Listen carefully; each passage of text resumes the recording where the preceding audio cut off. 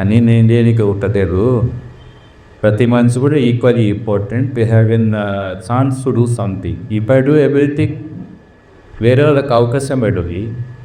So you can be something like I am Buddha, you are Buddha అని philosophy అన్న. మేము బుద్ధుని అయితే లైక్ ఎక్స్పాండ్ చేస్తున్నాను, నువ్వు కూడా నా లెక్క కాదనేది పాయింట్. అంతే కదా. We are not having any copyright for anything. Open అనేది ఓపెన్ అంతే. నాకు ఓపెన్ నాలెడ్జ్ అనేది ఇష్టం, ఓపెన్ సైన్స్ అనేది ఇష్టం. అయితే ఓపెన్ హౌస్ కూడా అలాంటిదే కదా, కలవడం, షేర్ చేయడం, అండ్ మోస్ట్లీ ఇదలా డాక్యుమెంట్ ఎడిటింగ్. అది కూడా ఒకటి, అది positive or other way it is keeping open అనేది ఉంటుంది కూడా. Where are two things in it. అయితే ఇప్పుడు మీ అందరు యూత్ ఉన్నారు కాబట్టి మా బాబు కూడా వచ్చండి కదా, ఆవిడ కూడా రెగ్యులర్గా ఇది evolving in my activities. But అందరు యూత్ అంటే జల్దీ అంటారు తెలుసు ఎక్కువ మటుకు. సో ఇప్పుడు ఏందనంటే మా లెక్చర్ తగ్గియాలి. మేము ఎప్పుడు మాట్లాడినా మీకు ఒకటి యాక్షన్ ఓరియంటెడ్ ఏదన్నా అవకాశం కలగాలి. తర్వాత నీ నౌకరీ కూడా లాటరీకి ఎక్కిచ్చేయాలి గవర్నమెంట్. ఇప్పుడు డిగ్రీ క్వాలిఫికేషన్ అన్నాక ఊరికే ఉత్తని దుదా నాకు అర్థం కాదు. అటు టెన్ని రాదు, జాగ్రత్త టెన్షను, ఎటుకలే పోతుంటే వద్దన టెన్షనే కదా. లైఫ్ ఎందుకు ఎంత కష్టంగా ఉందా. లాటరీ టికెట్ తీయద్దు. పాలిటికల్ డిగ్రీ అన్నప్పుడు నీ సర్టిఫికెట్ నేను కంకతైనప్పుడు ఎతికి తర్వాత ట్రైనింగ్ ఇచ్చుకో.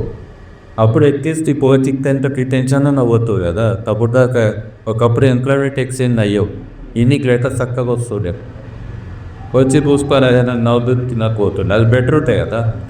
అట్లాంటి క్రియేట్ చేయండి. Unnecessary I think business become biggest business. Knowledge అనేది పర్పస్ఫుల్ ఉండాలి. మన ప్రొఫెషన్ సంబంధించి పెంచుకుంటూ పోతాం. అంతేగాని ఏదో ఒకరోజు జమ చేసుకున్నంత మాత్రాన ఈ ఆర్టిస్ట్లో పర్మనెంట్ ఉంటుందని కాదు. ఈ పెంటలోనే ఉంటుందేమో కానీ మన బ్రెయిన్లో ఎగిరిపోతూనే ఉంటుంది. ఎండరగేసి సగం పోతుంది. పొల్యూషన్కి అది లెక్కనే ఎక్కదు ఉన్నమాట. కార్బన్ మోనాక్సైడ్, కార్బన్ డైఆక్సైడ్ అన్నీ వేయినాక మంచి టర్లో ఇక్కడ నిద్ర వస్తుంటుంది. ఎనిమిదికి రాదు పొల్యూషన్లో, ఉల్టా ఎక్కుతుంది, యాక్టివిటీ పోతుంది. మీకు హైలీ పొల్యూటెడ్ సోర్స్లో చూడండి, కిలోలకు మాట వస్తలేవంటే చెప్పుడు కాదు, ఆడ సంపుడు అంట. అప్పుడంటే రోజంత కానం పోతుంది. Because these are nothing but gap samples. Even ఒక క్లోజ్ ఎన్వైరన్మెంట్లో రూమ్లో ఏసీ క్లాత్ పెడతారు. ఏసీ క్లాత్లో ఉన్న పిల్లల గాలిలో ఆడుతుంది, ఆన్గా ఆడే తీసుకుంటుంటాడు పిల్లలు ఒకరిదొకరు. Indoor air pollutions biggest thing. అందుకే మోస్ట్ ఇంపార్టెంట్ ఒకటి మన బతికి అవుతుంది. అందులో మీకు కూడా ప్రొఫెషనల్ అవకాశం ఉన్నది. లీవబిలిటీ పీరియడ్. లీవబిలిటీ అంటే ఇంతకుముందు సాఫ్ట్వేర్ చెప్తున్నా, this to open out become more livable అంటున్నా టెక్నికల్గా. Because once we started redesigning the space and other things, చెట్లు బిక్కి ముందే ఉన్నాయి కాబట్టి బయట వస్తున్నది, అండ్ వెంటిలేషన్ పెరిగింది, లైట్ పెరిగింది. ఐ థింక్ దట్ లీవబిలిటీ అనేది but the most important criteria. Where the live అనే దానికంటే కూడా నేను నిజంగా నా జీవితంలో 9 ఏళ్ళు డిస్కౌంట్ అవుతున్నాయి అన్నాం అనుకో, అవుతుంది, లైఫ్ స్పాన్ తగ్గుతుంది ఓవరాల్గా. లేదా సిక్ అవుతుంది, హాస్పిటల్లో పడుడు, మందులకు పెట్టుడు. ఇంతకుముందు తాతో ఆడటం, మా అక్కకు ఒకటి రాయకాయ చెప్పాను, నువ్వేనా? ఇవన్నీ అయితే ఇంకా పొల్యూషన్ ఎక్కువ ఉంటే కూడా అవుతాయి కదా. ఏం చేస్తాం మరి. హైదరాబాద్ ఊరికైతే ఉండరా. ఎందుకంటే గీడ బతనికనే వచ్చినాం, గీడ ఓనికనే వచ్చాం. అర్థనండి. ఏదో కరోనా మూలన ఊరుబాట పట్టిరేమో, అది కొంచెం లైమైంది. కానీ లేకపోతే మనం పోనీకనే పోనీ చాయిసెస్ వీఆర్ మేకింగ్ అనేది పాయింట్. అంటే ద మోస్ట్ పొల్యూటెడ్ డీసల్యూబుల్ ప్రాంతాలలో మనము ఎగ్జిస్టెన్స్. మీరు మూసికాలో పొల్యూషన్ అని సీఎం అంటే కూడా అక్కడ పండుకొని నిద్ర చేసేచ్చు ఉల్టా. ఒక రాత్రి వాటుకు ఇదేం లాజిక్ రన్ అయినా మరి అలా బైకులు కిళ్ళని పట్టుకొని ఎందుకు వాడుకోలేదు. అదే మరి టూరిజంలో వినట్టు ఆ రోజు అర్థమవుతుంది. అలా బైకులు కిళ్ళదే తెల్లారాలను లెక్చర్ ఇస్తుండే కాదు. ఏం మాట్లాడుతున్నాను, ఇంత పొల్యూషన్, ఇంత దోమలు అంటారు కదా. అంటే కామన్ సెన్స్ పోతుంది అనేది పాయింట్. ఇంకా 2-3 క్రైటీరియా ఏంటంటే ఎనర్జీ క్రైక్. మనం పాజిటివ్ ఎట్లా అంటే ఈ అడిక్షన్ అంటాం కదా, డ్రగ్ అడిక్ట్ ఆ టైపు. పెట్రోల్ అడిక్ట్ అనేది ఒకటి మేజర్. పెట్రోల్ అంటే డీజిల్ అన్నీ ఇంధనాలు, ఎల్పిజి కూడా. ఇప్పుడు సార్ అన్నాడు ఎలక్ట్రిక్ పోయి ఉన్నా నాకు ఉండడానికి రాతో ఎక్కువ మంది ఉన్నారు ఫర్ ఎగ్జాంపుల్. సడన్గా అయితే రాదు కదా మనకు. ఇంకోటి వంట కాదు మనకి, సరిగా అనుకోలే. అన్నిటికీ ఆరంగేట్రం మొత్తం కదా మనం. అంటే మల్టీ టాస్కింగ్ అయ్యేది విలేజ్ కిచెన్లో. ఆ టెంపరేచర్ ఎంత, దాన్ని ఎంత తగ్గియాలి, ఎంత పెంచాలి, ఉమ్మగీరడం అంటే ఏది, ఉడకడం అంటే ఏది, మక్కడం అంటే ఏది, రోస్టింగ్ అంటే ఏది, సైరింగ్ అంటే ఏది, అరే 20-30 పదాలు ఉంటాయి. ఈ అదే వచ్చిన ఎలక్ట్రిక్ క్యాకెట్లు అవన్నీ ఏడుంటాయి. దాంట్లో అంటుంది ఎప్పుడు తప్ప చేసేది వందలు ఒకటే ఉంటుంది. అట్లా కొడితే ఏమంటుంది, ఫుడ్ కాదు, ఫుడ్లకే బ్రినీది రావాలి మన న్యూట్రియంట్స్. తర్వాత కేక్స్, తర్వాత మనకు ఫుడ్ మనకి ఇక్కడము ఇవన్నీ కూడా పప్పు కూడా గరిక ఉడకబెట్టు పప్పు అంటారు. 10 నిమిషాలలో కోడలు చేసి వేడి నీళ్ళల్లో వేస్తే పప్పు అవుతుందా? అట్లనే చేస్తారు ఇక నాకు తెలిసి హోటళ్ళలో. అంతే కదా, బాయిలింగ్ వాటర్లో మంచిగా ఫైన్ పప్పు పౌడర్ వేసి ఇట్లా కలిపి సాంబార్ పోసుకొని హ్యాపీగా ఉంటారా? అది పద్ధతి కాదనేది మీరు కూడా అంటారు కదా. సో కాబట్టి I think you have to reinvent types of energy, cooking. Energy అంటే ఆల్టర్నేటివ్ ఆప్షన్ లేవు కాబట్టి ఇప్పుడు బయోమాస్ అనేది రెన్యూబుల్. మనకు సోలార్ అయితే ఎప్పుడో ఎండగొట్టినప్పుడే తినాలంటే కుదరదు కదా, మనకు మప్పులు కూడా ఉంటాయి అప్పుడప్పుడు. సో కాబట్టి కుకింగ్ అనేది తప్పదు. మనం ఏదో రకంగా ప్రత్యామ్నాయ ఇంధనాలు అనే దాంట్లో వర్క్ చేయాలి. ఈవెన్ ఓపెన్ అవుట్ కూడా రిస్కే. ఎందుకనంటే ఇప్పుడు ఎలక్ట్రిసిటీ పెంచుతారు, ఫ్లోగా పెట్రోల్ రేట్ జరగగానే ఎలక్ట్రిక్ వాహనాలు జరుగుతాయి. అది జరగగానే ఇంటికి ప్లగ్గులు పెట్టేటోళ్ళు అవుతారు. ఇవి ప్రతిలో ఒక పెట్రోల్ పంపే కదా ప్లగ్గులు పెడితే. అప్పుడు గవర్నమెంట్ ఏం చేస్తుంది, ఫుల్ బిల్లు వేస్తుంది. ఈ ఎలక్ట్రిసిటీ మనకు ప్రియమైనప్పుడు మరి ఆల్టర్నేటివ్ ఏముంటుంది? సో ఆటోమేటిక్గా మనకి బయోమాస్ ఇవన్నీ కూడా ఆకులు అలుములు ఏదైనా పోకుండా, నేను అంటున్నా చాయ్ రాగేరు ఉంటే కూడా ఇంత కట్టెదొరింది నాకు రోడ్డు మీద, అది తీసుకో ఆయనకి ఇచ్చి 2 కప్పుల చాయ్ ఇవ్వచ్చు. వాల్యూ ఉంది, మీరు నమ్మతానో లేదో. 8 రూపాయల కిలో, 10 రూపాయల కిలో అర్థమైంది కదా. ఈ రోడ్ బాండ్ కూడా ఏది కూడా ఉండదు, ఇక రెక్కి కూడా మొదలు. దాన్ని కూడా పోసుకుంటారు, తీసుకొని పోతారు. ఆఖరికి బిస్కెట్లన్నా తయారు చేస్తారు. పోయి తెలియదు నీకు ఏంటో టేస్ట్ మనకి ఏ సంబంధం లేదు, కలర్ చూస్తాం తింటాం. ఏంటో కిక్కేమేకం అనేది మనం మనుషులం అవుతామంటాం అంతే కదా. కానీ మనుషులు అయితే నేను మనం ఇంకేం అవుతున్నాం అనేది కూడా పాయింట్. రైతు మాత్రం ఎక్కడో పోయి, ఇది కూడా మేజర్ ఇష్యూ. ఇదే కాకుండా మేడం ఎట్లయితే ఫర్టిలిటీ మీద పనిచేస్తుందో, అంటే మన ఒక ప్రోజెని మనకు దీనికి సంబంధించి ఫ్యామిలీ ఇన్స్టిట్యూషన్ అనే దాని మీద సాయిల్ ఫర్టిలిటీ కూడా అంతే ఇంపార్టెంట్. 2 అమ్మలు ఫర్టైల్ ఉండన్నా లేదా, ఒక అమ్మనేమో అది స్త్రీమూర్తి మాతృమూర్తి ఒకటాయి. రెండోది ఏంటి, భూమి కూడా మదర్ కూడా పట్టైన ఉంటేనే మనకు ఈ యొక్క ఆహారం కానీ సాయి భద్రత కానీ తిననీకే ఇంత ఉంటుంది అనేది పాయింట్. మరి ఈరోజు సాయిల్ అనేది డెడ్ అయ్యింది, యూరియా లేదు, మనకు ఆహారం లేదని అంటున్నాము. ఎక్కడో ఖతరోళ్ళు అంటే మనకి ఇవ్వాలంట 40% యూరియా ఆ దేశంలో అంట. సో అంత డిపెండెన్స్ అయ్యింది మన భారతదేశంలో కూడా పైసలు లేవు డాలర్లతోటి కొననీకే. సో కాబట్టి ఎంత జాగున్నా సరే నేను అట్లా ఈ కొంచెం జాగున్నా 4 బయటలు కూడా తీయలేస్తే మత్తు పప్పు వేసుకోవచ్చు. ఇంకోటి స్పినాచ్ చెట్టు ఉండదు, ఎప్పుడు పచ్చగా ఉంటుంది, ఇట్లా ఆకులు ఉంటాయి. దాన్ని అయితే తెంపాలి, నీళ్ళలో చేస్తే పుడకబెట్టాలి. దాన్ని మళ్ళీ ఏ కూరలు ఇక ఫ్రై చేసుకుని ఇంకా పప్పులు వేసి ఇట్లా ఆపుకుంటే మంచి టేస్టీగా ఫుడ్ న్యూట్రిషన్ అన్నీ నేడుతాయి. ఐ థింక్ ఈ యొక్క సెల్ఫ్ రిలయన్స్ అవుతున్నదో, ఈవెన్ ప్రతి పార్క్లో కూడా ఒక పిల్లగాడు ఆడుకోనికే పోతే తిరిగి రావాలి. మేము చిన్నప్పుడు స్పూన్ పోతే ఇక్కిపోయే లోపల దానిమ్మ పండ్లో, జామ పండ్లో బోడందు కన్నా ఇంకుతా పోతారు. అంటే తిట్టు పడితే వాటిని కానీ మాకు కడప నింతుడే, అదే మాకు ఎక్కువ న్యూట్రిషన్ ఫుడ్. అల్లనేరేడు వందలు ఉంటాయి, అల్లనేరేడు సపోటా చెట్టు ఉంటాయి, సపోటా చెట్టు, తాటి చెట్లు ఉంటాయి, గుంజలు కింద పడితే దాన్ని బలగొట్టుకొని దాన్ని జోకి తినేతో ఉచ్చరు వేస్తే ఏం చేయలేదు. ఈరోజు ఏమున్నది ఒక పిల్లగానికి అంటే స్కూల్కి పోయి ఇంటికి వస్తే ఆ బిస్కెట్లు, ఆ చాక్లెట్లు పెడతారు, 3 పూటలు పెడతారు. అది 3 పూటలు పెట్టే పంపాలి, మళ్ళీ ఇంటికి వచ్చినాక మళ్ళీ తినబెట్టాలి. అంటే ఈ యొక్క సెక్యూరిటీ అవుతున్నదో ఫుడ్ సెక్యూరిటీది ఐ థింక్ ఇది చాలా క్రిటికల్. మనం ప్రతి స్కూల్లో కూడా మలబాయ చెట్లు పెడుతుంది, ఎన్ని తిన్నా ఎక్కువ.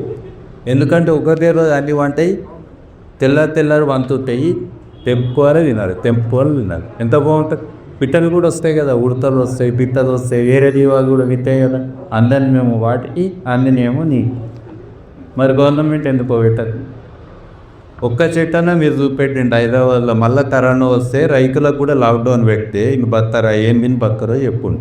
ఏ తిన్నా గన్నెత్తెక్లే ఉంది పోనీకే.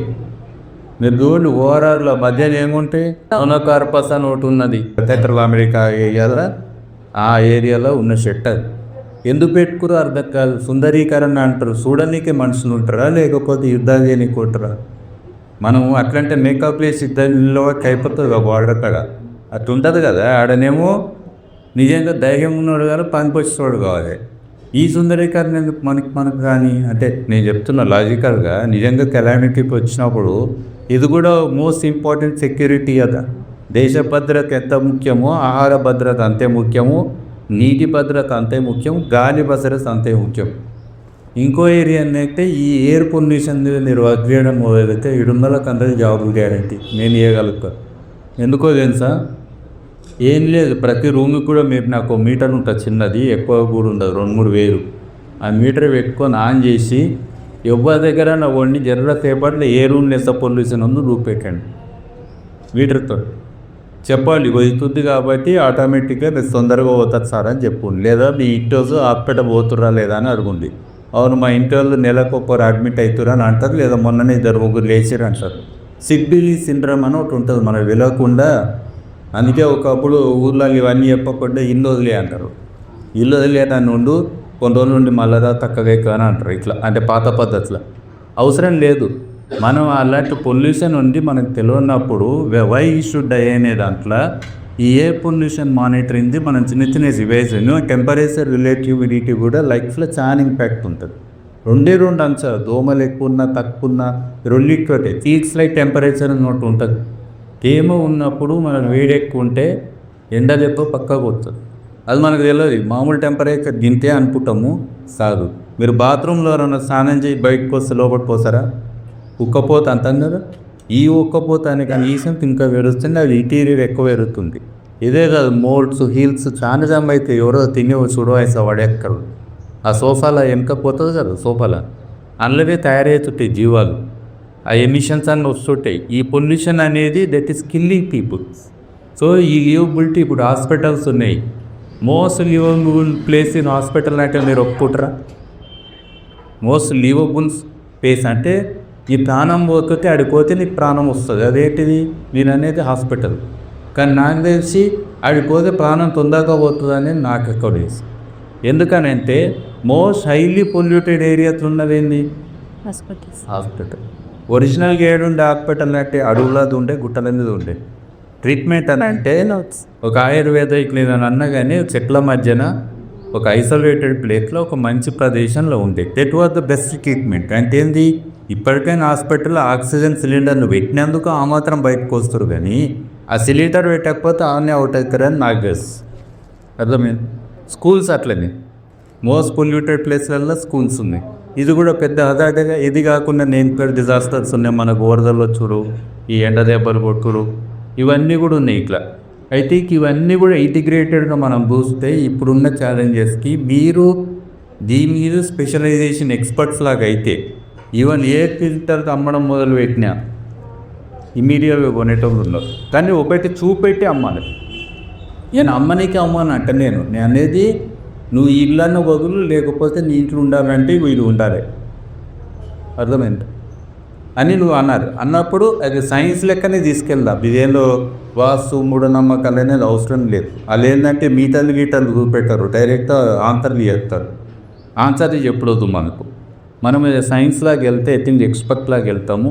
మేము ఈ సార్తో ఇంతకుముందు ఒక ఆలోచన చేసినప్పుడు ఇప్పుడు పోర్టబుల్ స్టవ్స్ ఉన్నాయి మనతో వచ్చి, అంటే efficient with sand basin stoves ఉన్నాయి. ఇంతకుముందులో మనం పెద్దగా లేకుండా చిన్నగా కూడా పెట్టుకొని ఈవెన్ ఆకులు రాలని కానీ ఆకులను కూడా వేసుకొని మా మాట పెట్టుకోదు. కట్టెపులో పెట్టింది రాదు. అతని చేతి కాకి గూళ్ళకి అతను చేసారు పద్ధతికి మళ్ళీ దాంట్లో చూపెడతారు. పూటకి కాకి గూళ్ళకి కూడా ఎరిపిస్తారు కట్టెపులతో. లేదా అరుంధతి లెక్క ఆమె కష్టం పెడతాను చేస్తే ఆమె కూడా కాకి గుళ్ళు లెక్క పడుతుంది, ఇది తప్పులో లేస్తారు. సో అట్లా కాకుండా వేరే ఏదైనా సరే మనకు పెల్లెట్స్ అంటాము, బ్రికెట్స్ అంటాము, ప్రత్యామ్నాయంగా రకరకాలు ఉన్నాయి అర్బన్ ఏరియాస్లో. అలాంటివి మనం పెట్టుకొని ఇది కూడా ప్రతి అప్కమింగ్ ఏరియావి.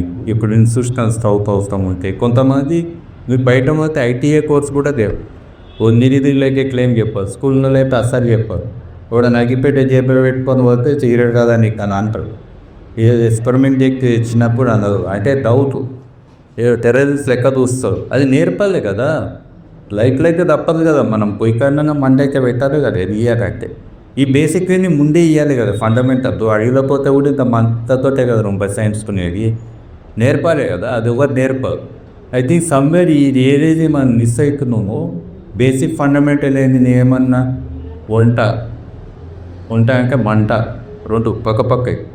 సో ఇది కాకుండా నీరు అండ్ వాటర్ ఫిల్టర్లు, వాటర్ ప్యూరిఫైరీ ఎవరి బిజినెస్. మీరు ఏం నేర్పుకున్నా నాకు పెట్టడం తీయడం తెచ్చినా మీకు అది సైడ్ ఇన్కమ్ లాగా ఉంటుంది.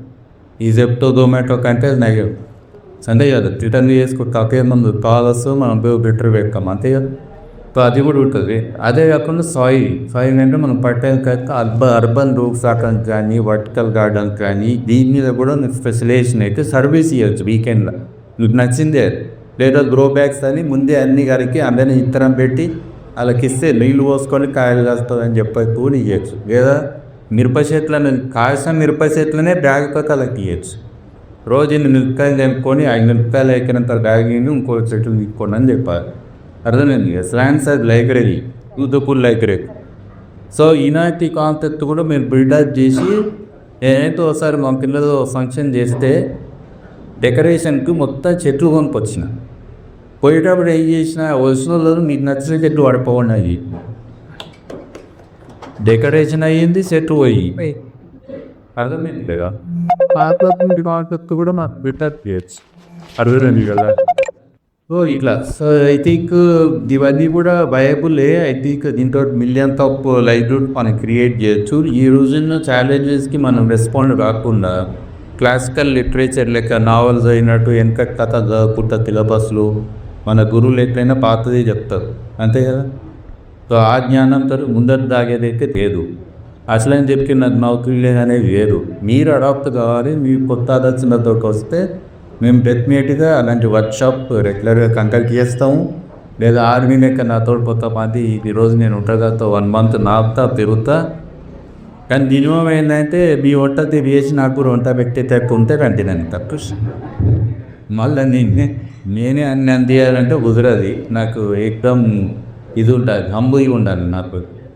లేకపోతే నడదు. నేను ఒకసారి పొయ్యి తాగిస్తే మా వాళ్ళు పిల్లలు బాగానే చదువుకొని వచ్చారు కానీ ఆ కటింగ్ చేస్తుంటే కట్ అవుతున్నాయి ఏదు. వాళ్ళు కట్ అయింది కదా అని చూపెట్టి ఎన్ని పంపుతా అనుకుంటే నేను బ్యాండేడ్ పంకొచ్చిన. బ్యాండేడ్ పెట్టుకో పని చేయన్న. నువ్వు పోతే నీ నౌకరీ వదిలేసిపోవాలి కానీ నువ్వు పని మాత్రం చేయాలని చెప్పిన. అంతే కదా. ఇప్పుడు కొత్త స్కిల్స్ నేర్చుకున్నావు, రిస్కులు ఉంటాయి కానీ ఎన్నో దగ్గర నేర్చుకోవాలి. ఐ థింక్ ఆ అటిట్యూడ్ నీకు ఉన్నది. అలాంటివి నేను చేయగలుగుతాము. ఇది ఒక మహోద్యమం, మిలియన్స్ ఆఫ్ పీపుల్కి మనం మంచి చేస్తామని అనుకుంటే ఇలాంటి చాలా కాన్సెప్ట్ ఉన్నాయి. ఇవన్నీ నేను చేస్తున్నాయి చెప్తున్నాయి. ఓకేనా. థ్యాంక్ యూ అందరికీ.